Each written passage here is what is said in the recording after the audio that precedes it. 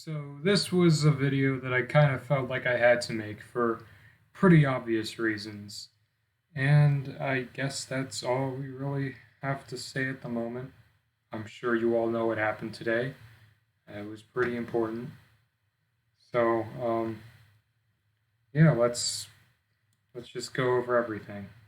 So, if you don't know, Derek Chauvin, the police officer who killed George Floyd, was found guilty on all accounts of murder. He was found guilty of third degree murder, of second degree murder, and second degree manslaughter. He he was convicted, and that was basically that. And the trial ended. And I feel like there are some things that I think we might need to get address here. Okay, first off, obviously this is a good thing. It is a good thing that Derek Chauvin was convicted for murder. What isn't good is the fact that or what I find pretty disgraceful, is the fact that we as a nation were surprised by these results. The, I was actually expecting Chauvin to be found innocent. I was not at all expecting him to be convicted. And I was surprised that he was convicted. In fact, I was just disgusted by the fact that I was surprised. The fact that this country really is just, it really does stoop that low. And it always has. What I'm saying is that Chauvin being convicted of murder is something that should not be, I don't, is something that should be seen as a an indication that the fight needs to continue and that we can't stop fighting. In fact, I believe that the police have killed over 60 people just in the duration of the Chauvin trial. I think that's what it was. Let me just check. I think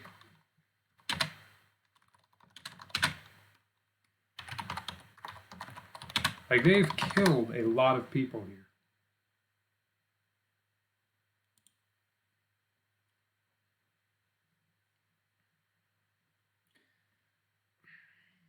Yep, more than 60 people. They have since the start of the Derek Chauvin trial. I think that what happened was that obviously, again, I want to reiterate that obviously it's good that Chauvin was convicted, but what needs to be done is the fact that the policing system allowed this to happen, and it's continuing to allow this to happen. And I don't really think it's great progress if one murderer gets convicted in the police in the police force.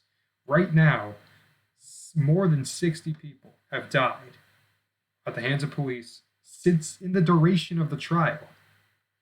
Not only that, but I'm pretty sure you've noticed that shootings right now are going way up.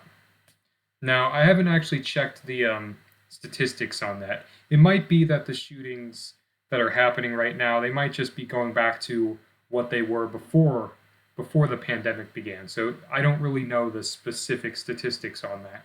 But there have been a lot of shootings too.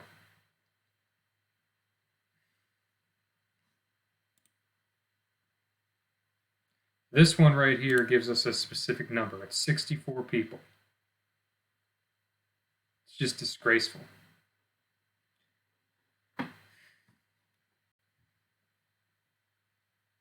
I'm sure you've heard of one of them, Dante Dante Wright, who was killed at a traffic stop. Um, Apparently, the officer mistook her gun for a taser, which is just no. A taser and a gun feel very different in your hand. You can't just mistake a gun for a taser. It doesn't work like that. And either way, I think that clear that, and either way, I think it's a pretty solid case of like third degree murder or like manslaughter, basically. You know, careless, basically just being careless and eventually and just killing people, which, and that's basically what the police get away with too often. Um, I don't. Um, I have fuck. Um, yeah, it's really hard to talk about this. Maybe I should have had a list of things prepared to talk about. But either way, it is murder. Like if I hate these guys, it is murder. Okay, I remember what I was gonna say. It's murder, and if anyone else were to do something like this, like accidentally shoot someone like this, they would be convicted of like manslaughter. So it's not. So it's kind of like insulting when the police can do it and get away with it. Um, Also, Adam Toledo, who was 13, just 13 years old, and then was shot right in the chest. Um, and the thing about Adam Toledo is that he was literally running from the police, and it was when he stopped that he was shot. So basically, what this is saying is that it's actually safer to run from the police than it is to stop because he just shot him. Like literally, like Adam Toledo literally stopped and put his hands up, didn't have a gun in his hands, followed what the cop said, and he was still shot. That he was still killed.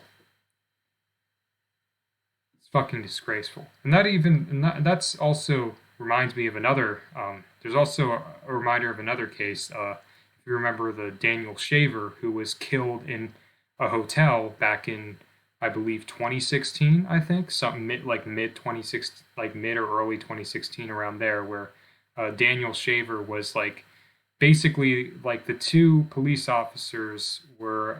It was Charles Lanley and Philip Brailsford, where Lanley was like shouting orders at Shaver, like conflicting orders that were hard to follow. It was basically it kind of feels like bad to say this, but it's basically like a Saw movie. Like Simon Says with someone's life.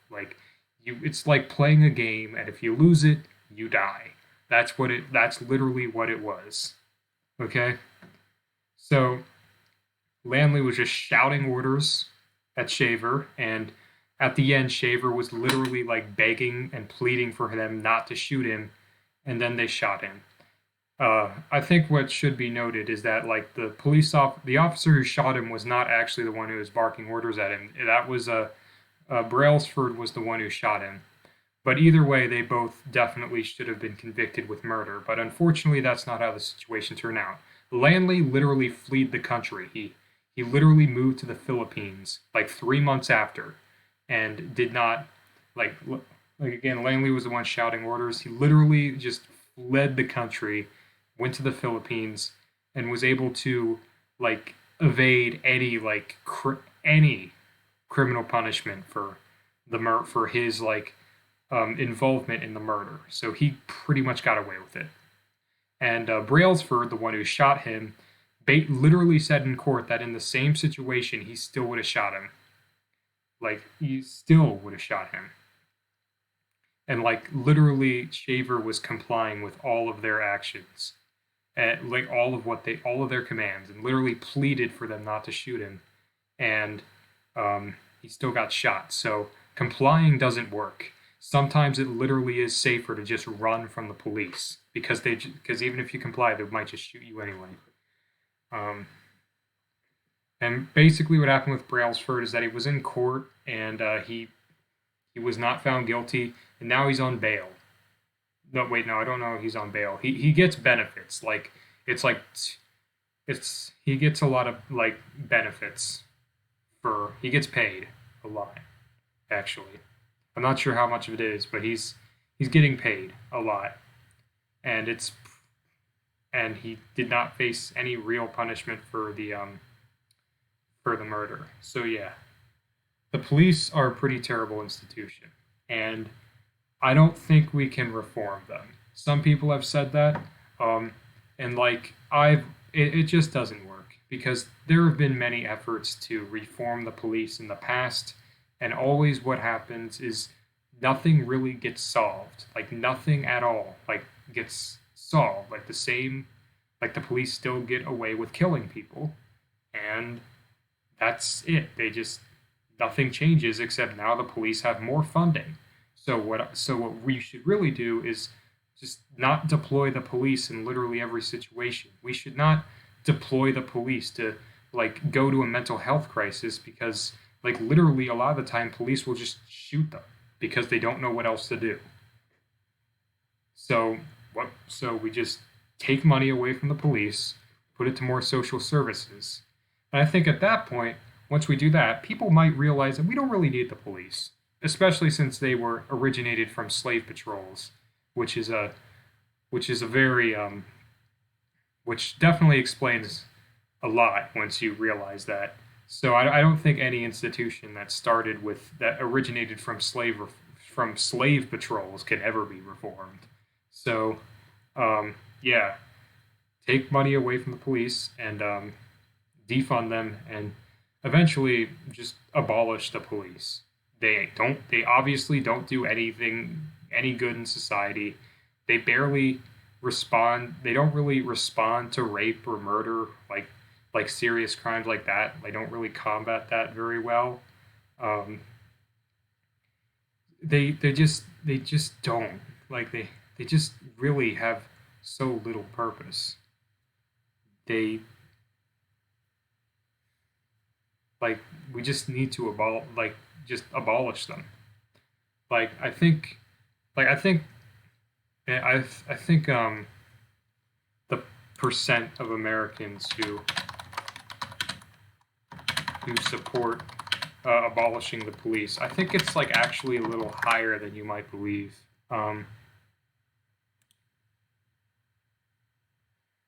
I mean, it's still pretty low, but like I mean, it's not it's not like the lowest.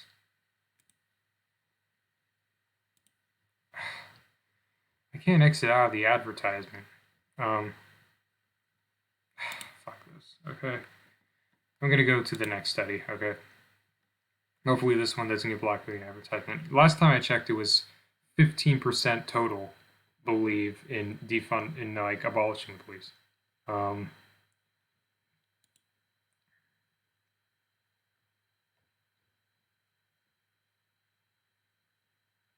15%. Okay, that's oh yeah, or like 15%.